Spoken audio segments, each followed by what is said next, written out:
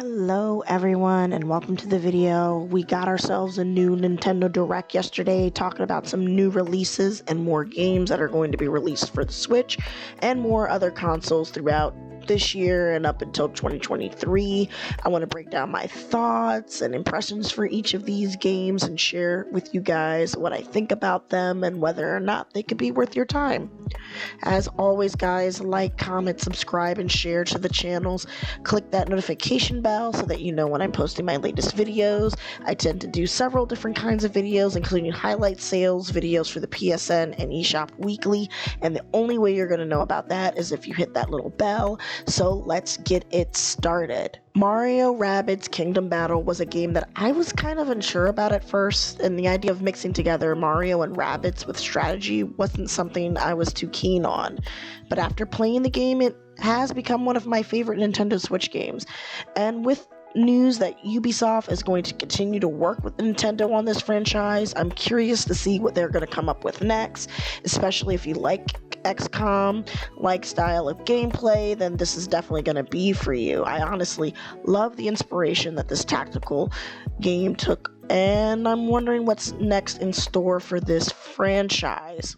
Alright, I'm not going to get away without talking about the farming simulators. The oversaturation of the amounts that are going to be releasing is kind of ridiculous.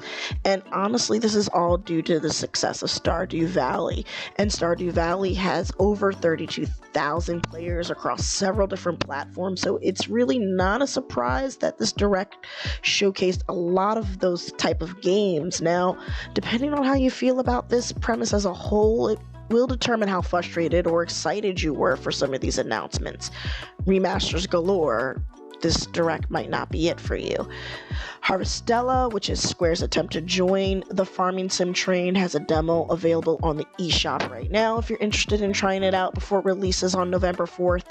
I'm not really going to sit here and spoil that one for you.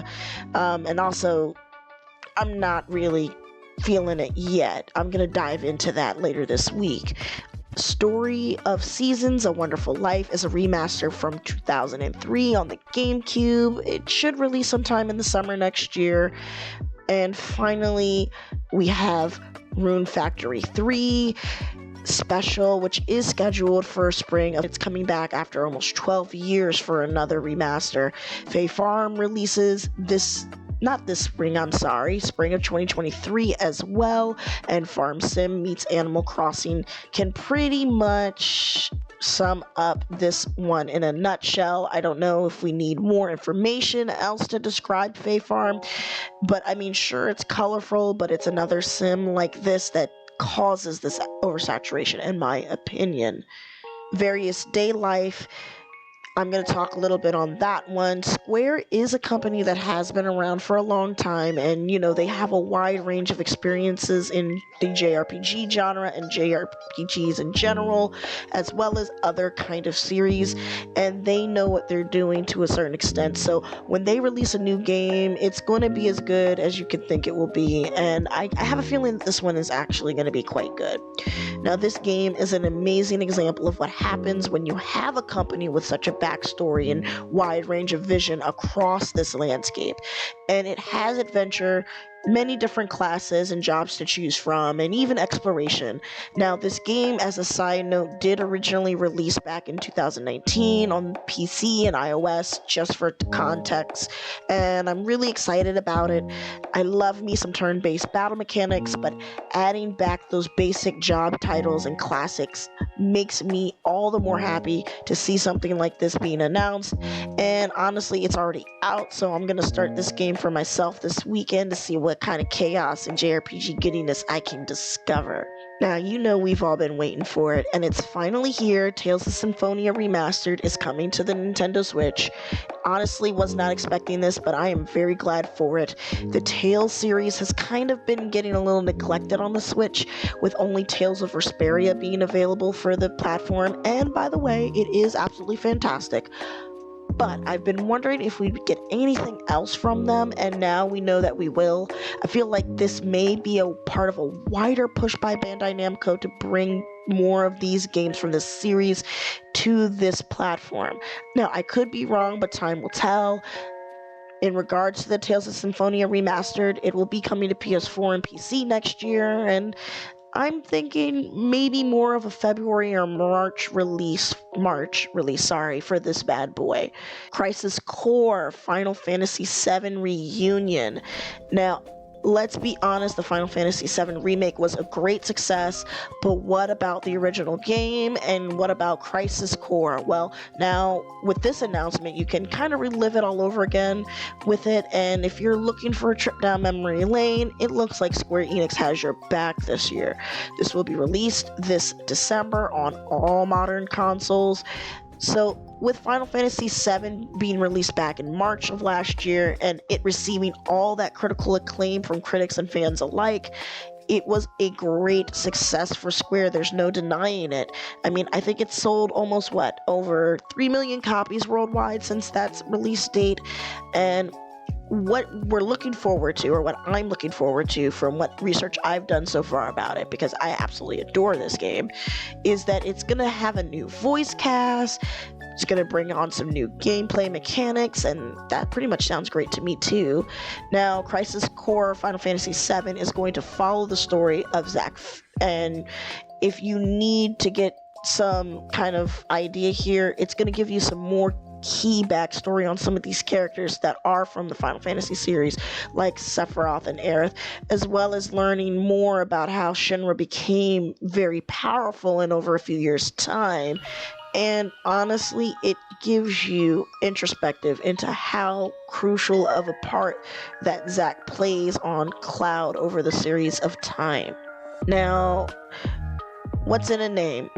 A lot, apparently. The Legend of Zelda Tears of the Kingdom is the successor to Breath of the Wild that everyone has been waiting for, and we know that much because it has a name now. That's right, no more speculating about what this game might be. Now we can speculate what it's going to be about. I'm personally looking forward to how much more lore we'll get out of this one. I can't overemphasize how long people have waited and yearned for a follow-up to this game. And remember the fact that the Breath of the Wild's art style, gameplay mechanics, and more went on to inspire other games from when it was released, such as Immortal Phoenix Rising. It seems like there is more to do in Hyrule for Link, especially considering how tightly under wraps Nintendo kept this game from us up until now. It's a game, it's a soundtrack, it's a mixtape. The Final Fantasy franchise is one of the most popular in the world, and now you can play with it on your Switch with about 385 songs spanning across the entire series, including some spin-offs. You'll be able to relive all of your favorite moments musically from across the game. The catch, you just have to listen to them while you play, which means you might have to rediscover some of those old tracks that might not be as catchy as they used to be. Also, you got some a little bit bonus content by listening to some music and rhythm soundtracks from other Square titles. To be honest, I'm not really into this, even when it was on the 3DS and DS. Honestly, it still is a good game, but it's just not my cup of tea. It's great to talk about it, just to get it out there, to get the, publicity known about it. Next up for me to talk about would be Octopath Traveler 2, and I know I haven't been uploading the blind Let's Plays of Octopath Traveler that I've been doing. I've just been busy with life, but don't worry, I'm on top of it. And you can rest assured that it will get uploaded, and I have actually finished the game in its entirety before. It's just a matter of me uploading. In the meantime, I thought you might be interested to know that Octopath Traveler 2 has been announced. It will feature 8 new characters, regions, and more. It's going to be the sequel to the original game. Amazing. So I'm really excited for this one. It's going to be coming out on all modern consoles this time around, so not just the Switch. Hopefully, it does fix some of those common flaws that a lot of us in this retro space of RPGs and JRPGs in particular had with this one regarding tying the whole story together. Personally, I think that if it takes some things it learned from Triangle Strategy, Live Alive, and the original Octopath, this could become an IP that Square will eventually grow with and we'll see more of in the future. Xenoblade Chronicles is a game franchise that is well known, and Xenoblade Chronicles 3 is a game that I'm still finishing and loving and adoring. It seems to be a high contender for game awards this year. The content, the characters, the lore, the gameplay, all are ever so enchanting. So you can imagine my excitement when Nintendo announced they're releasing more content for this. Now, I think this new wave of content will be great just because there are so many ways you can expand upon what you already have there. And there are so many more possibilities for this new wave.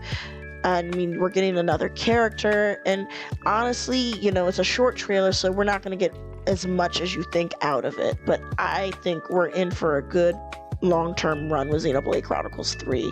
Finally, I'm going to talk about Fire Emblem Engage. It is true, after 2 entries in the Three Houses series, we've gotten a new one coming from Nintendo, and it looks like it will be a lot of fun and enjoyment for my tactical buddies out there. Now, let's be honest, we've kind of gotten used to the visual style of Fire Emblem Three Houses and its battle system, and it's time for another entry in the series, except this one will be more like the classic games we kind of knew and love, but with some pretty cool new elements thrown into the mix, just based off of what I got from the announcement trailer. And in true Fire Emblem spirit, you'll be using your wits and strategy per course as usual. And speaking of strategy, that's where things start to get a little bit fun. You'll be able to equip gear that gives you strength based on the past Fire Emblem characters from different titles in the franchise's history. Think Marth. And I can't wait. Will I see some of those waifus from Fire Emblem Awakening? I don't know. I hope this means we're going to get regular updates on the status of this game while we wait for it to come out in January of 2023, or at least grace us with a demo. Nintendo had a kind of lukewarm direct yesterday, to say the least. What games were shown that you are absolutely excited for, and which ones were the best to you? How many more farming simulators does it take for them to know that this is too much and don't do it no more? Let me know your thoughts down below in the comment section. As always, guys, I recommend that you like, comment, subscribe, and share these videos. Press that bell again so that you know when these videos are coming out. Also, join my Discord. Can get a little crazy. I got Pokemon, Destiny 2, and more things going on, as well as some weekly giveaways. Your support there and all around helps this channel grow. That is it for me today, guys. I am tuning off. No more excitement towards these JRPGs, but I want to end with this, guys. Remember to really play games.